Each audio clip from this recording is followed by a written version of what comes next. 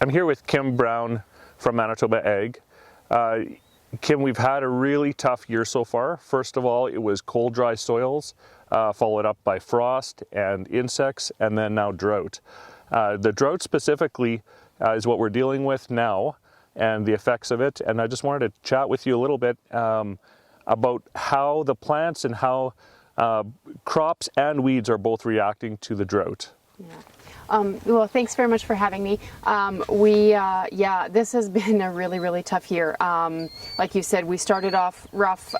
We were lots of places were really dry early on, so we actually didn't get a lot of weed growth early on, which I think affected certain decisions that farmers were making as to weed control early in the year. And some of those decisions I think were getting some payback on right now, because we're seeing a lot of weeds come later now that I think if we had maybe made some different choices earlier on, that might have helped us out. In general, this has just been a tough year. Even the amount of windy days we've had with the amount of spray days. I mean, I'm sure you've noticed your farmers struggled to get their spraying done on the days that it was that we didn't have the wind. They were few and far between. So it's been a really tough year. So Kim, exactly what happens to the plant when it starts to experience a drought? Lots of times the plants will start to shut down. We see with weeds especially, and with plants, with crops as well, but we see they get hardened off, and there's lots of different things that can harden off weeds, but especially when they're hot and dry, we tend to get a thicker, waxy layer on the leaves. Some weeds are worse than others.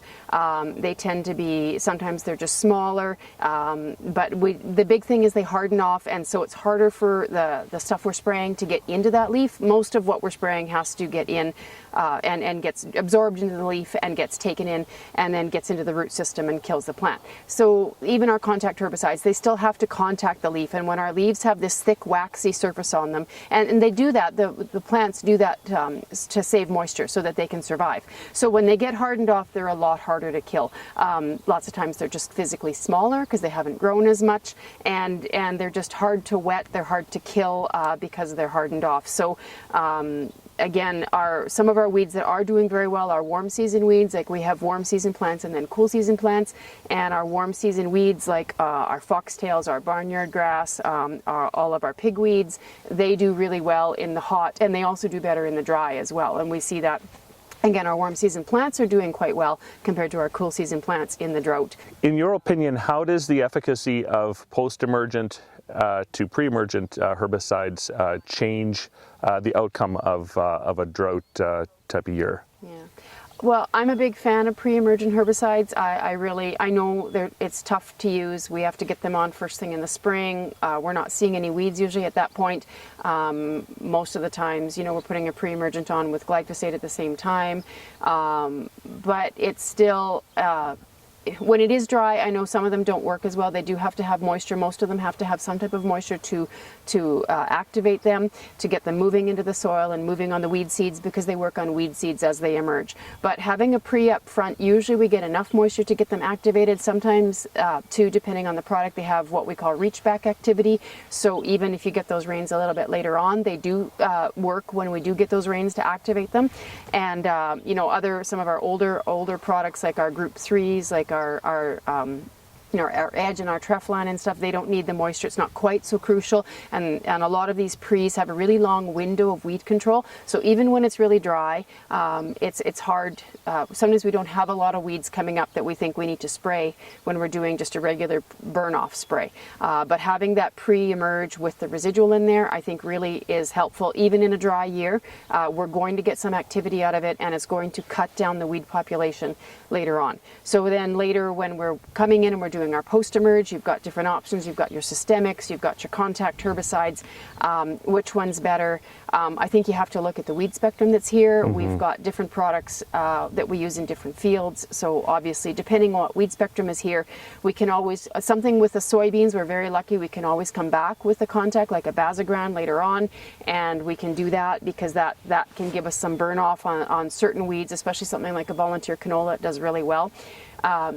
Getting later on in the year, if we've missed some weeds, then kind of we're we just kind of have to live with what's here. But having those choices, having the pre-emerge and then coming back in crop with your post-emerge, and whether it's a systemic or a contact. And again, we try to get them to work as best we can in a drought situation. Use lots of water, use the appropriate adjuvant, use as much of that adjuvant as you can, because that helps that chemical get onto that leaf, stay on the leaf, get absorbed into the leaf. So if we do, we follow our labels and again use the maximum amount of water.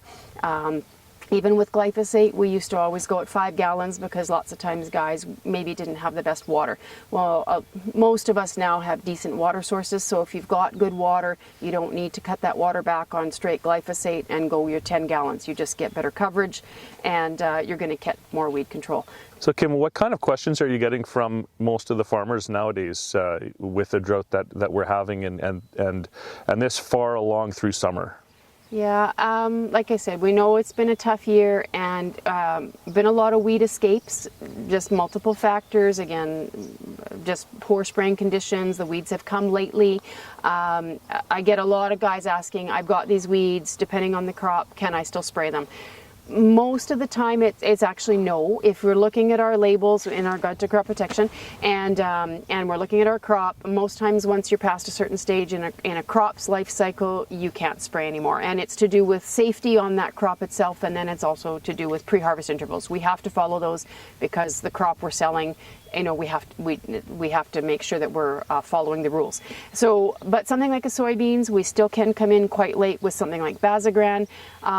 Lots of times though, this late in the year, we need to look at what weeds are here. Bazagran is really great at burning down some big canolas, but we kind of really have to sit down with our pencil and paper and are we revenge spraying because we see all these weeds poking up? Do we want those weeds gone because is it an optics thing? Like if my neighbor's driving by, the field's right by the road, everybody sees these weeds.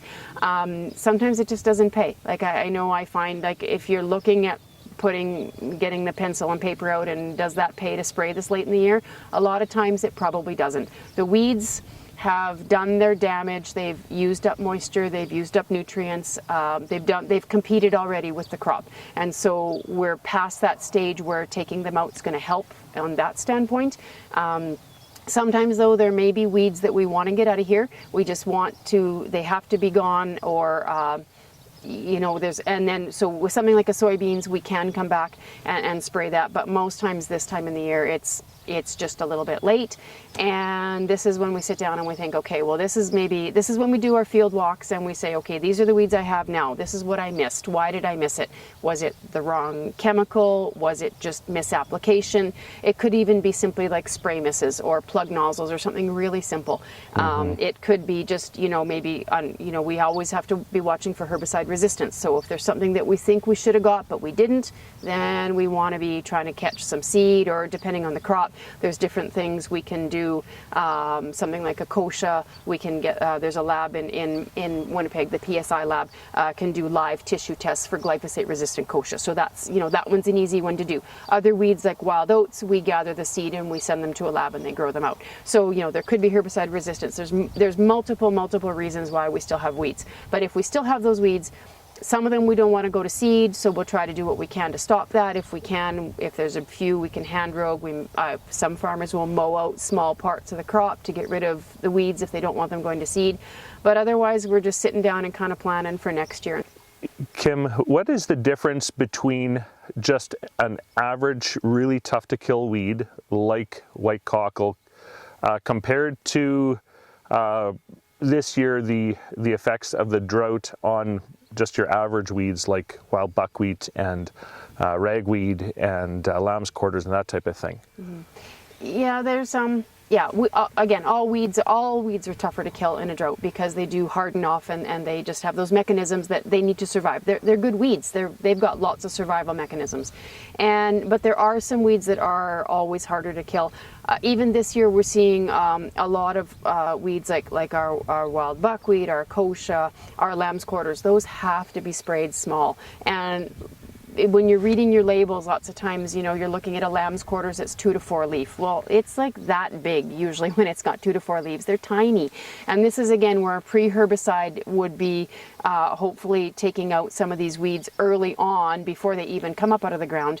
But if you're in there with a post-emergent spray, you've got to be early. So we've seen a lot of really big wild buckwheat, really big lamb's quarters. I mean, your lamb's quarter is going to get this big and be towering above all your crops pretty soon. We're seeing their ragweeds are getting really big. Same thing, they've got to be sprayed really small. And you know, there's certain weeds that just I think we're letting them, or we let them get away on us because we don't notice them. Or a year like this when it was dry, we didn't have a lot of weeds up early, so a lot of guys weren't in spraying very early because it just didn't look like there was a lot there. The problem is a lot that were there were going to get bad later on, and I think we're going to start to see that now. Again, so you know, your kochia, your wild buckwheat, your ragweeds, your lamb's quarters, they've got to be sprayed small. Some of our weeds though are harder to kill, something like a white cockle. I know there's certain areas struggle with certain weeds, like in a geographical area, you know, there's lots of, maybe right here, there's lots of white cockle. It's a tougher weed that can be acting like an annual, a biennial, some of them can get, or sorry, not a biennial, sorry, a winter annual. So sometimes too, they're very big in the spring and they've already got their growth started. Then what we did last fall impacts whether there was, it looks like there was a fair bit of tillage in here, so maybe that would have taken out some of them. Did we do any fall sprays? Maybe we did, maybe we didn't. Depends on the area, but some of those weeds are tougher to kill. There's not a lot of products that do a really good job on weeds like a white cockle, and you know, something with fluorosilame in it does really well. But if you look at a lot of your labels, white cockle is just not on there, so you're more limited on what products you can use, and then just the life cycle of that weed. Like I said, it could be coming as a winter annual, so it could be here already and quite big by springtime.